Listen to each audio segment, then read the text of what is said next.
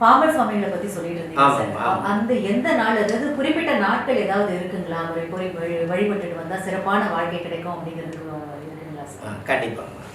அம்மா 27 நட்சத்திரத்தில் எந்த நட்சத்திரம் எந்த நாளில் போனால் நல்லா இருக்குங்கிறத உங்களுக்காக அவங்க கேட்குறாங்க. எவ்வளோ ஒரு அற்புதமான விஷயம் பாருங்க.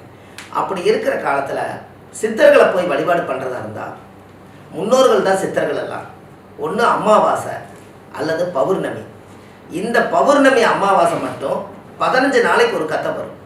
அப்படி வர்றதில் இருக்கிறதுலையே பௌர்ணமி வந்து சந்திரன் ராகு சேர்க்கை இருக்கிறவங்களுக்கு சந்திரனுடைய சக்தி அந்த கடலோலையில் வந்து கடலோட அலையில் வந்து இறங்கும் நாள் பௌர்ணமி தான்.